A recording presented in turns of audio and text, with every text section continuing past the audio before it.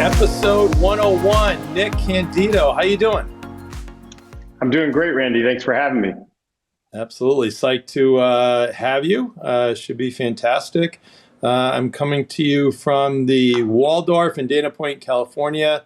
I'm attending the Alexander Group has a executive, I guess their annual executive forum, which should be really good, and lots of great folks here. Hopefully, I can do drum up some prospects for SalesBricks. Anyway, so we've got SalesBricks as our sponsor. You hear more about them later, but awesome niche company in the whole CPQ, config, price, quote space. Nick is an investor, so certainly knows a lot about it. They're also a sponsor of Sales Community, so we'll be at a tag team telling you some great things about SalesBricks, who's our sponsor today. And always brought to you by Sales Community. For those that are members, great. For those that are not, you can go to salescommunity.com and click on the fall free link in the upper left-hand corner and get a free membership. You can post that here on the site, if you could, please. So we're trying to figure out, I've known Nick, I think about 8 or 9 years. There's a startup company called Relate IQ that Bill Campbell got me into, so helped for a little bit, unfortunately not long enough because they got picked up by Salesforce.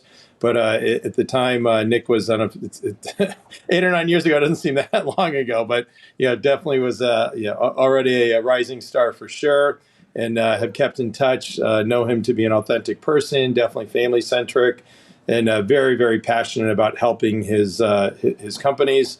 And I don't know if I'm allowed to say, but also am a happy investor in his Angel Collective Opportunity Fund. So I know you got to watch SEC rules and things like that. If you want, Tucker can maybe look up and post the link if you want for that. And then I've got some other good comments from some of your portfolio companies. Evan Long, who's a co-founder and CEO of Product Signals, says about Nick, Nick has the acute ability to help entrepreneurs navigate their 10,000-foot view strategy all the way down to operational tactics. As an investor and advisor in Product Signals, he's been an amazing partner and a true champion for our vision. Any company would be super lucky to have him in their corner. So pretty good there. And then John Festejo, who's a co-founder and CEO at SalesBricks, says Nick is a hands-on angel investor that is well connected in the Valley and focused on helping aspiring entrepreneurs find other investors that understand the problem the entrepreneurs are solving. Nick has helped the SalesBricks founders and team find amazing investors like Randy Seidel, Adam Aarons. Adam's a former CRO that took Okta public, and others that have been instrumental in the early stage of SalesBricks. Any company that has Nick, as well as brother Connor, shout out to Connor, are lucky companies for sure. And John also mentioned he worked with Connor at Signal FX. So maybe you might want to post those on your site there. Pretty good testimonials. I'm going to ask, they're going to have to repeat those publicly. Hopefully they'd be comfortable doing that, but appreciate the kind words. Absolutely. Well, it's already public here because we have LinkedIn Live going. And there we go. For those watching, as always, you can see us or hear us. We cannot see you, but feel free to post any comments or any questions. And then we have Tucker is always doing a great job behind the scenes, and he will pull those up for us. So also just by way of background, you recently moved from the Bay Area to Austin. Still doing a little back and forth, but I know that's always challenging with the family. And for interests besides work, there's a really cool organization called Think Together, which stands for Teaching, Helping, Inspiring, and Nurturing Kids. So very, very cool. Always important to give back. And obviously, I know you're have a big focus in your family.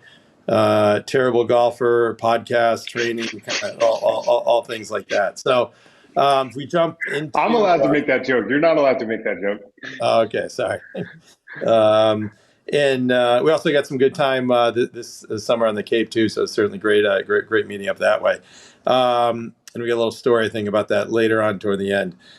So let's jump into the questions so we can help you share some of your incredible insights with the audience. So maybe start off talking about your professional background. And I always find it interesting people maybe start with also kind of what your first job was. Yeah, that's a great one. So thanks again. I'm excited to be on here. A lot of overlap with the work you do, Randy, and companies I'm involved with. I saw you had Carl Eschenbach from Sequoia on. I sent him a text saying tough act to follow, and he just hit me back with an LOL. So I'll try to do my best to be as insightful as someone like Carl. So I studied finance in school, and then had someone who's a board member of my college, David Byrne, who's become a mentor, kind of pushed me to think about technology. So I was really just fortunate and kind of stumbled into what was a technology startup, small team of less than a dozen people that was trying to build a product, basically a database to manage clinical trial information. It was a job I probably shouldn't have had, a lot of technical concepts, a lot of product management, a lot of traveling on the road to meet with customers, doing sales, really just kind of getting to understand the inner workings of a cloud-based software business. And that kind of gave me the itch, I think, entrepreneurially to think about, software as a business model and the opportunity with cloud. So it was a bootstrap company. I worked with a lot of smart people. I learned, that I wanted to have equity upside in whatever I was doing. So, it was a good opportunity to cut my teeth. And then out of the first 4 startups I did, that was the only one that, wasn't eventually acquired. So I did 2 companies in the Boston area. RelateIQ was my first company in Silicon Valley. Really appreciated Steve Laughlin and Adam Evans and Steve Hickey and the founders of that business bringing me out to the Valley to work. And, I tried to just, really put my shoulder into kind of anything that they gave me. So RelateIQ was a quick win, spun that into being a founder and CEO of a business that we sold to Box in 2018. And since then I've, kind of played the line between investing and operating, but, I really have a passion for building companies and teams and everything that goes into that, which is sometimes good, bad, and ugly. That's great. And it was a progressively. So congratulations. That certainly was good. So funny side story. Obviously, I'm a little bit older than you, but graduated BC 1985. So we started at this, a handful of us friends started this startup called EMC. And we had these things called stock options. And believe it or not, at the time, nobody had a clue what they were. You got it. I'm like, yeah, whatever, blah, blah, blah. And it just, amazing. And obviously you quickly, once you IPO, then you've kind of figure it out. But it's just amazing. You think from then where nobody had a clue to now, I think like high school kids are all wondering, okay, what do you have for stock options? Let alone, college kids getting their first job. But yeah, definitely sign of the times and a little different, I guess. Yeah, I think that's right. I'm yet to do the IPO ride, but it's certainly on my professional bucket list. Keeps me going, and it's exceptional when you can find one of those companies that gets everything right, product, market, team. Yeah. So hopefully it'll be there. I haven't felt the full effect of that yet, but yeah, that story from EMC that I heard from Peter as well is certainly a good one. Yeah. And then we actually even had one where they had canceled the club trip one year and we got whatever number of shares. And I remember mine, I wrote to Roger Marino, a lot of us work for, Roger, this is useless. And I was like, so kept them. And then, fast forward, it ended up being worth, I forgot, some ridiculous amount of money. So I had to say, sorry. But anyway, so moving on here. So I know you got your hands in a lot of cookie jars, but I think kind of your primary is the Angel Collective Opportunity Fund, which I said before, I'm a proud and happy investor. And even in these times, don't know, I'll let you speak to what you're allowed to say or not say about the returns, but maybe talk about what your role is there.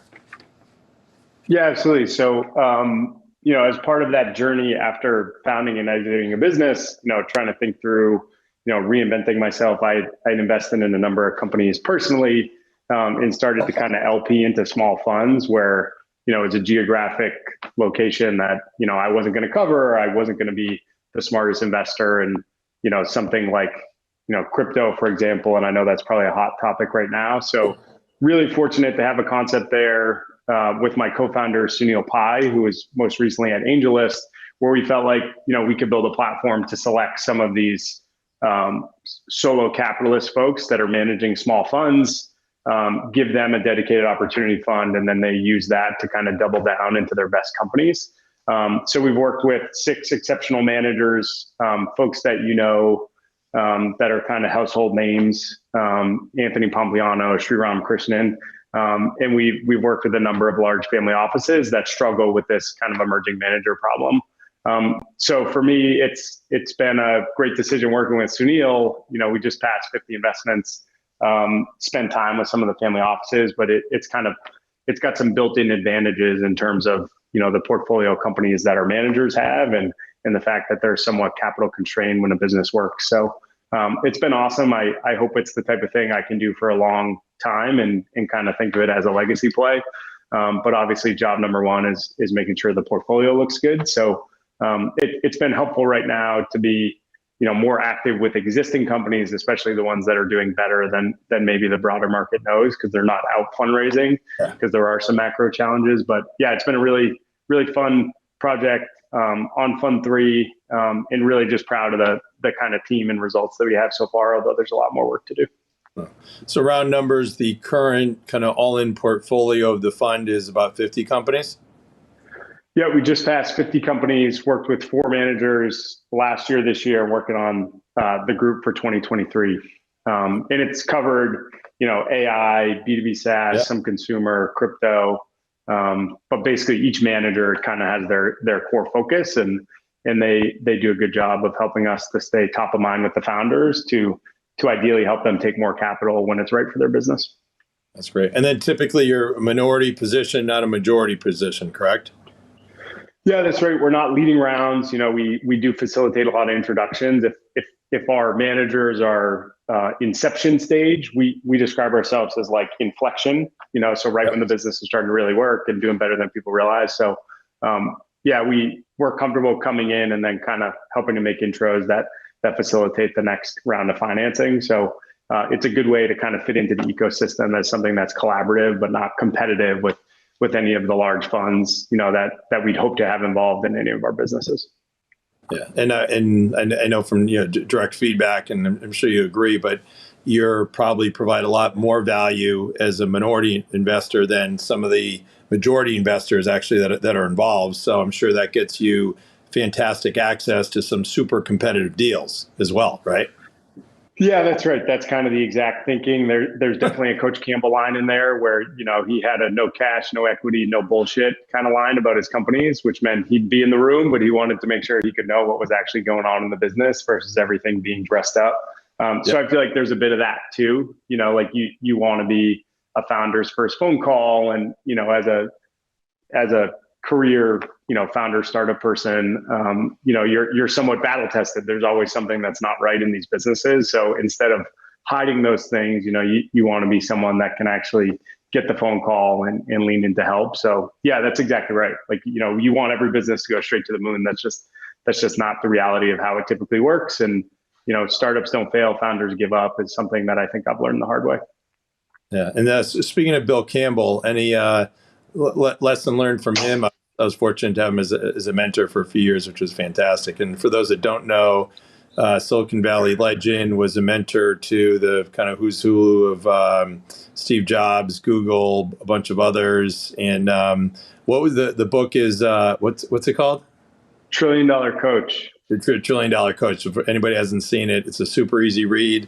And as an aside, there's one part where Phil Schiller, who's a longtime Apple exec, great guy, talks about going to Marianne's, which is a dive bar by BC. So Peter Bell, Jay Hogue, I was there, John Clavin. So some folks you probably know. So that's my claim to fame. Yeah, and Jonathan Rosenberg and his son Josh, they're friends, and was fortunate to be able to spend some time with them. But just so many lessons in there. I think I try to play that line quite a bit with companies that I work with. We're like, I really do care about the people, but also sometimes feedback's a gift. Even before we started this call, you're giving me feedback on things right away. I just think it's got to be everyone's kind of posture and demeanor. And, when people tell you something, it's because they want to see you do better. It's not because you want to be defensive.